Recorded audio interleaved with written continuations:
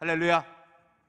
이 새벽에도 하나님께서 저와 여러분에게 또다시 오늘 기도원의 300용사의 이야기가 시작되어지는데, 그 이야기를 통해서 우리가 또다시 하나님의 영적 은혜와 또 말씀의 의미들을 되새기며 우리가 치루어야 될 전쟁, 우리가 감당해야 될 영적 전쟁을 선포하는 이 새벽 되어질 수 있기를 주님의 이름으로 축원합니다. 이제 계속되어지는, 이제 다음 주부터 특세, 부흥성회, 그리고 계속되어지는 전도 주간, 그리고 예수생명 축제, 그리고 추수 감사주일까지 계속해서 교회는 그 영적 사역을 감당할 것이고, 끊임없이 기도하며 하나님의 그 부르심에 합당한 모습들로 세워져 갈 수 있기를 간절히 기도하며 그 사명을 감당할 수 있기를 원합니다. 그러게 우리는 더욱더 기도해야 되고, 지금 이 새벽 깨어 기도하는 저와 여러분들이 바로 그 기도원의 300용사와 같은 하나님의 영적 군사임을 기억하시기를 주님의 이름으로 축원합니다. 지난주에 우리가 말씀을 나누었던 것처럼 기도원은 그 전쟁을 앞두고 하나님께 양털의 기도를 드립니다. 양털에만 이슬이 맺히게 하십시오. 아니요, 양털에만 이슬이 맺히지 않게 해주십시오. 그것을 통해서 기도원은 확신하게 됩니다. 기도원은 하나님께서 그와 함께 하심에 대한 그 고백이 그에게 허락되어졌을 거라고 저는 믿습니다. 이거 지난주의 말씀의 결론부를 잠깐만 다시 말씀드리면, 그렇다고 해서 이 양털의 기도를 일반화하시면 절대로 안 됩니다. 그건 자칫 신앙의 오해를 일으킬 수 있고, 자칫 잘못된 기도의 모습으로 우리가 하나님 앞에 온전히 설 수 없습니다. 지난주에 말씀드렸듯이 유래는 기도원에게 그 양털의 기도는 하나님께서 특별히 기도원을 세워가는 모습이었습니다. 함께 하시겠다고 확신하고자 했던 기도원의 물음에 응답하신 겁니다. 그것을 기적이라고 해요. 하지만 이미 우리에게는 기적이 허락되어져 있어요. 예수 그리스도, 그 십자가가 우리의 기적이고 우리의 믿음의 고백이 되어져야 됩니다. 그 확신이 흔들리면 안 돼요. 또다시 하나님, 내게도 양털과 같은 기적을 베풀어 주십시오. 그럼 내가 하나님께 나에게 응답하실 줄 믿겠습니다. 아니요. 우리에게 더 이상 양털의 기도는 정말 너무 특별할 때 우리가 하나님께 구할 수 있는 기도이지만, 이것을 일반화해서는 절대로 안 되고요. 그럼에도 불구하고 그 양털의 기도 속에서 하나님께서 기도원에게 응답하셨듯이 오늘 우리에게도 우리의 기도를 응답하심을 이미 우리가 확신할 수 있는 그런 믿음의 고백이 저와 여러분에게 허락되어질 수 있기를 주님의 이름으로 축원합니다. 그리고 이제 그 기도원의 이야기의 하이라이트라고 할 수 있는 가장 극적인 이야기, 사사기라고 하면 가장 먼저 떠오르는 두 가지 사건, 기도원의 300용사 그리고 삼손의 이야기라고 우리가 이야기할 수 있듯이, 그 사사기에서 가장 대표적인 이야기, 그리고 가장 많은 것을 우리에게 깨닫게 하는 그 이야기가 시작되어집니다. 그렇게 양털 기도를 통해서 하나님께서 함께 하심에 대한 확신을 갖게 된 기드온은요, 하나님의 영이 임하여 그 이스라엘 백성을 불러 모읍니다. 그리고 그것이 기적이었었어요. 어떤 것이 기적이었습니까? 이제는 그들이 그 32,000명의 많은 이들이 그 기드온을 따르기 시작했고, 이제는 그곳에서 전쟁이 시작될 것 같습니다. 자, 오늘 1절 말씀 한번 읽어보시겠습니까? 1절 말씀 시작. 여룻바알이라 하는 기드온과 그를 따르는 모든 백성이 일찍이 일어나 하롯셈 곁에 진을 쳤고, 미디안의 진영은 그들의 북쪽이요 모레산 앞 골짜기에 있었더라. 자, 이 하롯셈이라는 곳과 모레산 앞 골짜기라는 곳의 거리가 약 한 7km 정도였다고 합니다. 7km 정도 떨어져 있어요. 그런데 여전히 아무리 확신 가운데 있었던 기드온에게도 이 전쟁은 두려웠던 전쟁은 분명합니다. 왜냐하면 그때 모인 인원이 32,000명이었었어요. 32,000명. 그리고 상대편 미디안, 아말렉, 동방 사람들의 연합군은 13만 5천 명. 약 한 4배의 차이가 납니다. 군사력의 4배의 차이가 나요. 그 시대에 4배의 군사력이라는 것은 엄청난 차이입니다. 왜냐하면 지금이야 총칼 들고 싸우지만, 총 들고 뭐 미사일로 그렇게 전자장비로 전쟁을 하지만 그 당시 뭡니까? 사람이 가서 칼 들고 창 들고 싸워야 되는 그런 시대였었어요. 그러니 32,000명과 13만 5천 명의 전쟁이라는 것은 이미 이것도 말이 안 되는 전쟁이었었어요. 말이 안 되는 전쟁이었어요. 지금 32,000명으로 13만 5천 명을 이겨도 이건 하나님의 은혜라고 고백하지 않을 수 없는 그런 전쟁이었었어요. 그런데 하나님께서는 뭐라고 말씀하십니까? 우리 2절 한번 보실래요? 2절. 우리 2절 한번 봅시다. 시작. 여호와께서 기드온에게 이르시되 너를 따르는 백성이 너무 많은즉 내가 그들의 손에 미디안을 넘겨주지 아니하리니 이는 하나님 이스라엘이 나를 거슬려 스스로 자랑하기를 내 손이 나를 구원하였다 할까 함이니라. 뜻밖의 하나님의 음성을 들어요. 하나님께서는 지금 기드온에게 뭐라고 말씀하시는 거예요? 너네 너무 많아. 너네 너무 많아. 그런데 잘 보세요. 42,000명밖에 안 돼요. 그리고 그 지금 전쟁해야 될 적군은 뭐예요? 13만 5천 명이 모여 있단 말이에요. 근데 하나님께서 뭐라고 말씀하십니까? 너무 많아. 너무 많아. 그러면서 하나님 말씀이 뭐냐면 너희가 이 전쟁에 이겼어도 우리가 이겼어, 내가 이겼어라고 할까봐 하나님께서는 그들에게 지금 이 상태로는 너에게 그 미디안을 너의 손에 넘겨주지 않을 것이라고 말씀하십니다. 더 강한 믿음을 요구하시는 거지요. 더 강한 믿음을 요구하세요. 그래서 하나님께서는 뭐라고 말씀하시냐면 이제 너는 백성 귀에 외쳐 이르기를 누구든지 두려워 떠는 자는 길르앗산을 떠나 돌아가라 하시니 이에 그 기드온의 이야기, 하나님으로부터 전해들은 그 기드온의 이야기를 듣고 그때 돌아간 사람이 뭐예요? 22,000명이었다라는 거예요.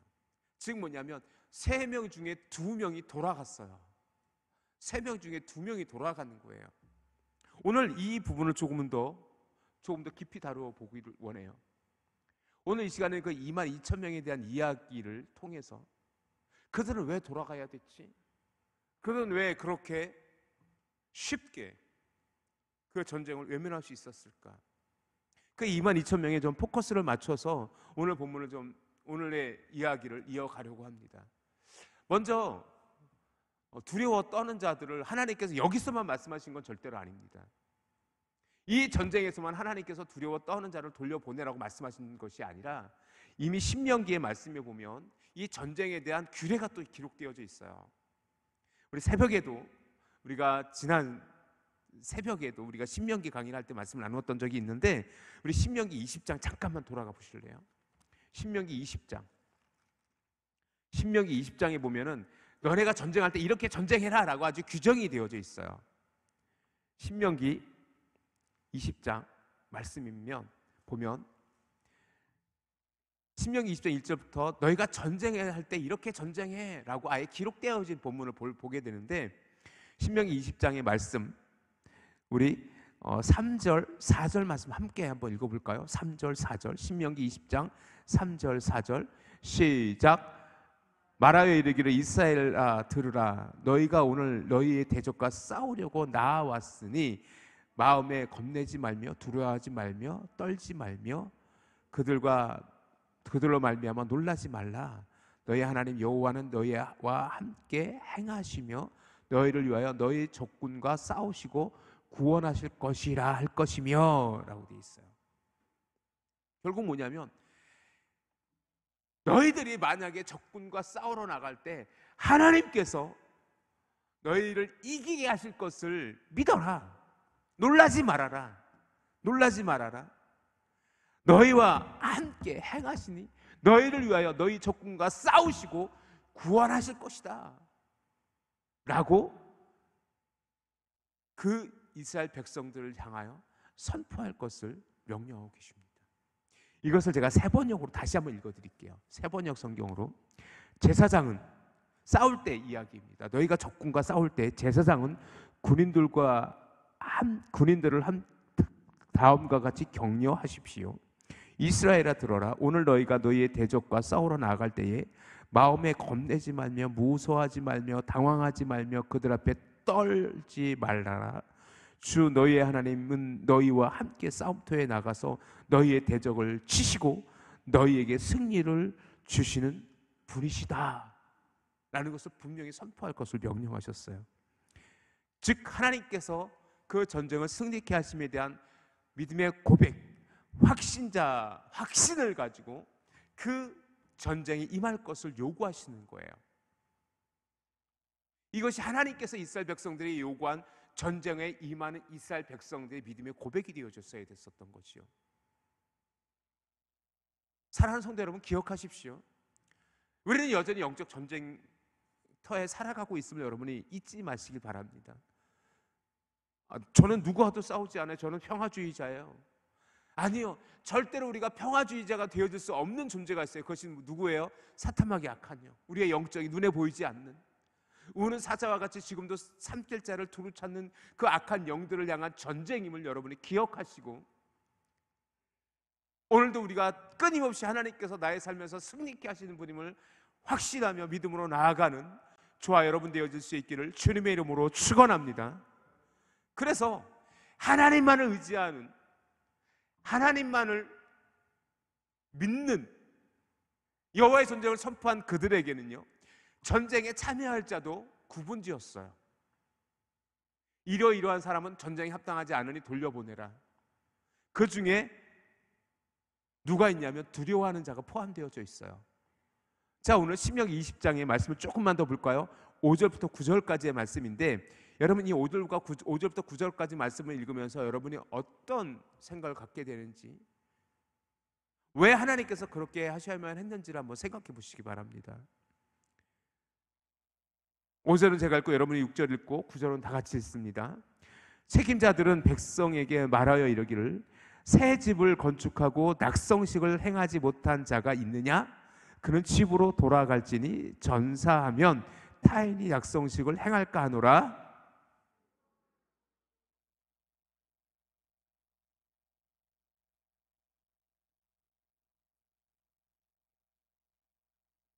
여자와 약혼하고 그와 결혼하지 못한 자가 있느냐? 그는 집으로 돌아갈지니 전사하면 타인이 그를 데려갈까 하노라 하고,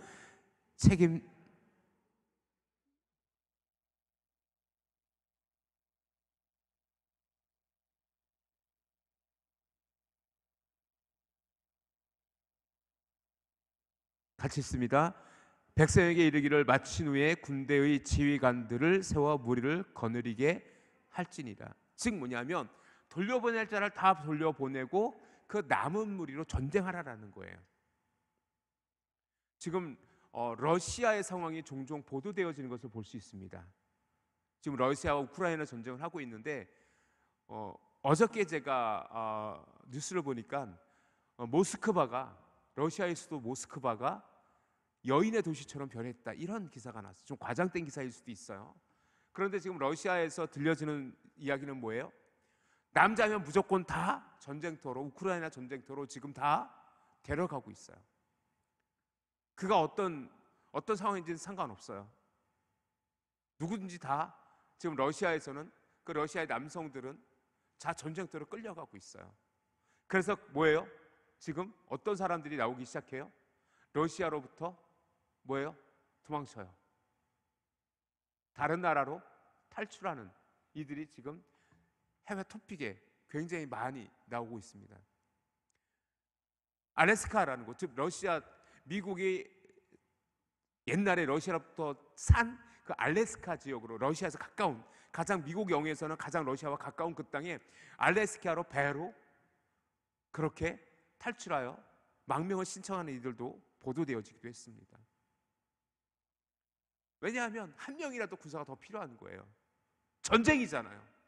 이건 죽고 사느냐의 문제예요. 지금 그런데 하나님께서 이스라엘 백성들을 향하여 뭐라고 얘기합니까?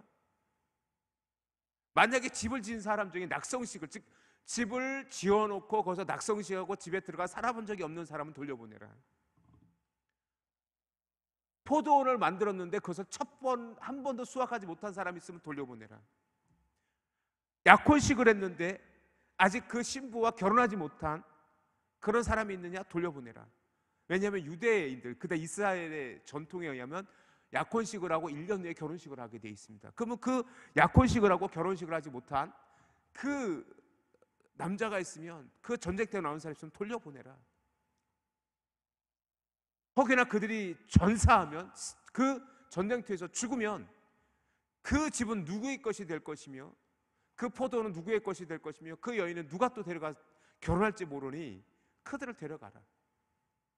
그리고 두려워 떠는 자가 있으면 데려가지 말아라.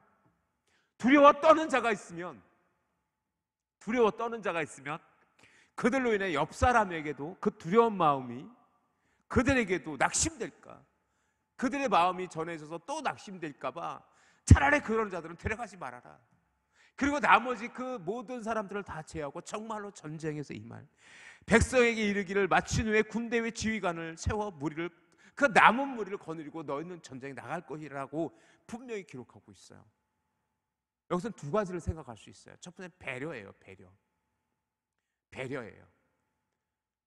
그런데 그 집을 짓고 살아보지 못한 자, 포도원을 만들고 수확하지 못한 자, 결혼하고 약혼하고 결혼하지 못한 자들에게 그것은 배려의 차원이기도 하지만 뭐예요? 그들은 뭐예요? 늘 근심하고 있겠죠. 내가 이 전쟁터에 나가서 내가 죽으면 어떻게 될까? 그것이 뭐예요? 두려움에 떠는 자들과 연관되어진 마음일 수도 있어요. 그런 자들은 여호와의 전쟁에 합당하지 못함을 지금 하나님께서는 분명히 이야기하고 있고, 오늘 그 기드온 앞에 모여있는 하롯셈에 모여있는 그 32,000명 중에도 이런 사들이 있었는데 율법대로 한 거예요. 기드온 때만 이렇게 한 건 절대로 아니에요. 하나님께서 분명히 말씀하세요. 마음에 두려워 떠는 자가 있느냐? 다 돌려보내라. 왜냐하면 뭐예요? 전쟁은 여호와께 속한 것이기 때문에 그들로 인해 되려 염려하고 근심하는 이들 때문에 하나님을 온전히 바라보지 못한다면 그것은 전혀 도움이 되지 않기 때문이라는 것이요. 사랑하는 성도 여러분, 기억하십시오. 우리가 하나님의 사명을 감당한다는 것은 무엇입니까?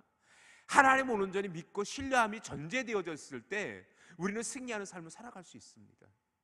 의심하고 두려워함으로 하나님의 사명을 감당할 수 없는 것입니다.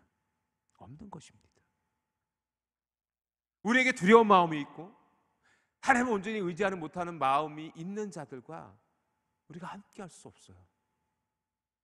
저는 간절히 기도합니다. 우리 교회 가운데 하나님께서 우리에게 주시는 마음, 강하고 담대한 마음만이 우리 전익이 성도교회 성도들에게 허락되어지고 늘 하나님만을 의지하는 믿음으로 날마다 주님의 귀한 사명을 감당하는 영적 전쟁에 군사되어지기를 주님의 이름으로 축원합니다. 하나님께서 그런 믿음의 고백이 우리 가운데 허락되어져 있어야 돼요. 그렇기 때문에 하나님께서는 지금 그 신명기에도 기록되어져 있는 것처럼 지금 기드온에게도 만약에 너희 중에 누구든지 두려워 떠는 자들은 길르앗 산을 떠나, 이 길르앗 산은 뭐냐면 지금 전쟁이 치러질 그 하롯셈과 그 모세의 숲길 사이, 그것을 모래산 숲 앞 그 골짜기가 그 땅을 길르앗 지역이라고 하는데 그 길르앗 지역에서 떠나가라. 완전히 전쟁터에서 벗어나라. 이거. 만약에 우리가 그 두려움으로 조금이라도 걱정, 근심을 가지고 하나님의 사명을 감당한다면 그것은 하나님께 합당하지 못한 모습이 되어질 것입니다. 그래서 참 재밌는 게 하룻샘 곁에 지금 이 이스라엘 백성들이 진쳐 있거든요. 근데 여러분 참 성경은 재밌어요. 하롯이라는 뜻이 두려움에 떨다라는 뜻을 가지고 있더라고요. 이 하롯이라는 뜻 자체가 두려움에 떤다라는 뜻을 가지고 있어요. 뭐예요?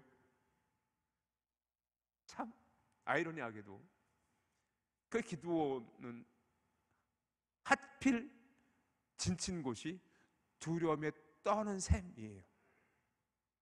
그래서 기드온은 뭐예요? 너희가 조금이라도 두려워하는 자가 있다면 다 돌아가라. 이 전쟁터가 있는 길르앗 산지를 아예 떠나버려라. 각자의 초소로 돌아가라. 되려 두려움에 떠는 자가 아니라 하나님만을 의지하는 자로 하나님께서 전쟁을 치르시겠다라는 겁니다. 사랑하는 성도 여러분, 기억하시기 바랍니다. 우리에게 요구되어지는, 하나님이 우리에게 그 거룩한 사명을 감당하는 우리들에게 요구하는 믿음은 담대함입니다. 담대함입니다. 지금 담대함으로 여러분이 하나님을 온전히 고백할 수 있는 이 새벽 시간이 되어질 수 있기를 주님의 이름으로 축원합니다. 그리고 7절을 자세히 보십시오. 7절 1절이 무엇으로 시작되어집니까? 여룻바알은이라고 시작되어져요. 여룻바알이라는 기드온과로 시작되어져요. 원래 기드온의 이름이 본명이고 여룻바알은 뭐예요? 별명이에요. 언제 그 여룻바알이라는 별명이 그에게 허락되어졌습니까? 그들이 그의 아비 요아스의 바알의 제단을 헐었다는 이유로 바알과 다투어 싸워서 이기다, 바알과 다투다, 바알과 다투다라는 뜻으로 여룻바알이라는 뜻으로 그의 별명이 지어졌어요. 그런데 여룻바알의 원래 뜻은 뭐냐면 그 이름을 위하여 싸우다라는 뜻이에요. 여룻바알, 바알의 이름을 위하여 싸우다라는 뜻이었었어요, 원래는. 그런데 그 이름이, 그 뜻이 바뀌어져서 성경에 기록되어져 있어요. 여룻바알, 바알과 다투다. 그래서 7장에 이제는 막 너무나도 큰 전쟁을 앞두고 있는 그 기드온을 향하여 여룻바알이라는 이름으로 첫 단어가 기록되어져 있는 이유가 있어요. 기드온은 뭐예요? 우리가 지금 꽤나 여러 번 이 기드온에 대한 이야기를 하고 있는데 벌써 이 기드온에 대한 이야기만 벌써 9번째 시간인데 어때요? 기드온은 원래 그렇게 믿음이 좋았던 사람은 아니었던 것 같아요. 하지만 하나님께서는 그 포도즙 틀에서 밀을 수확했던 그를 용사라고 부르셨고, 그가 의심하고 또 그가 두려워했던 마음들을 하나님께서는 강하게 붙잡으셨어요. 그리고 그의 아비가 섬겼던 바알의 전을 헐게 하셨고, 그리고는 뭐예요? 이렇게 드디어 하나님께서 이제 부르신 목적대로 미디안과의 전쟁, 미디안의 연합군, 미디안, 아말렉, 동방의 사람들의 연합군과 전쟁을 하게 하셨어요. 사랑하는 성도 여러분,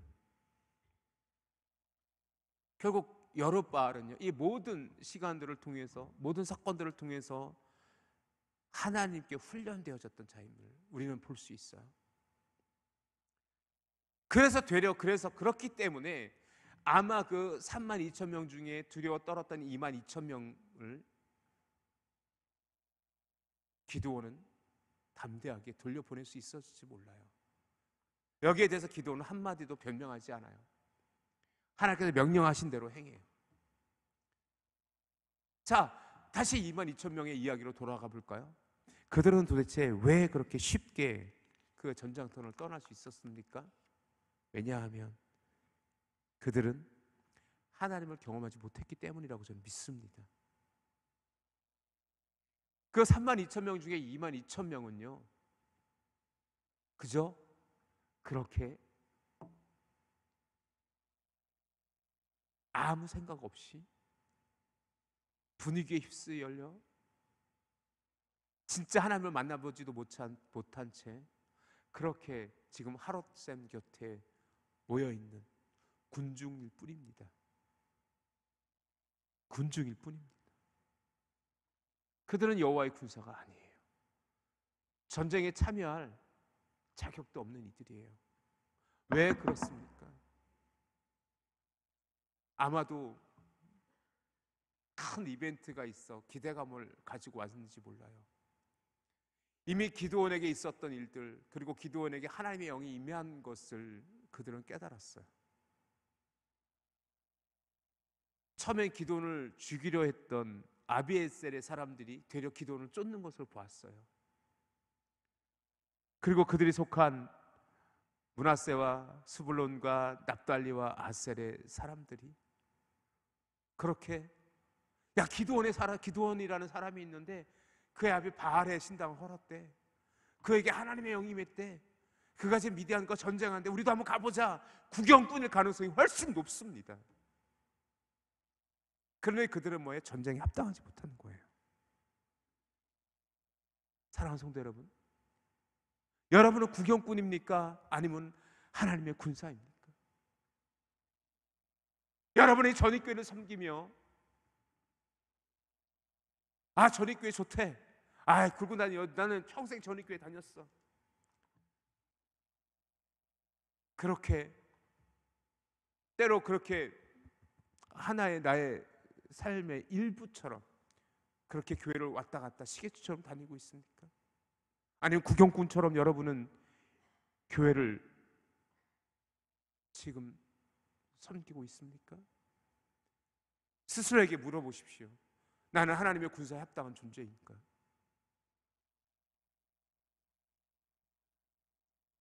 내가 성령을 경험했는가?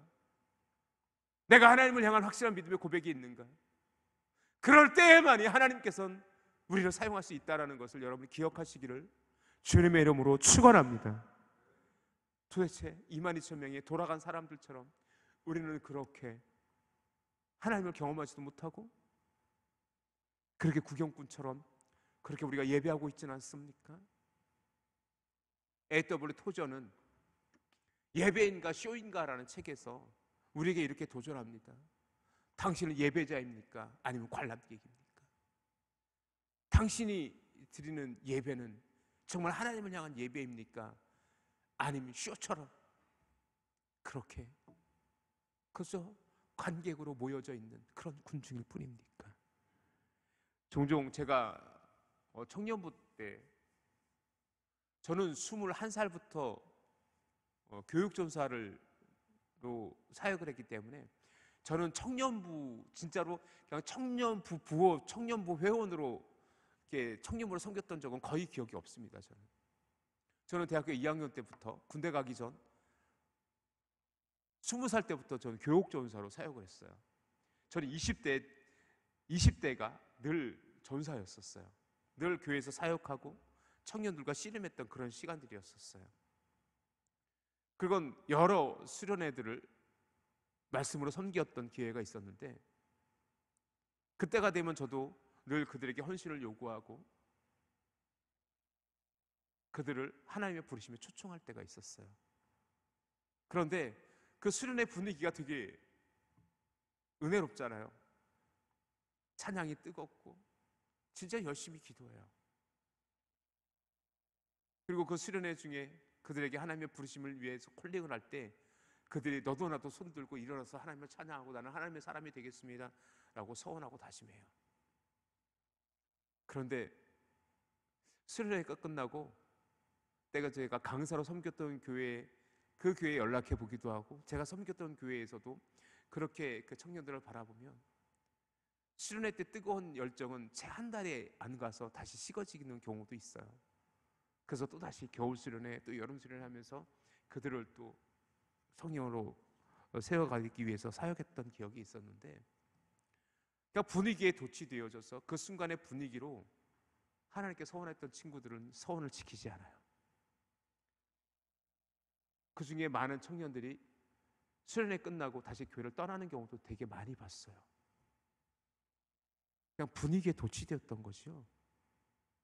하나님께서 원하는 사람들은 그런 사람들이 아닙니다. 정말 하나님을 만나야 되고요. 하나님 앞에 두려움에 떠는 자가 되어져서는 안 됩니다.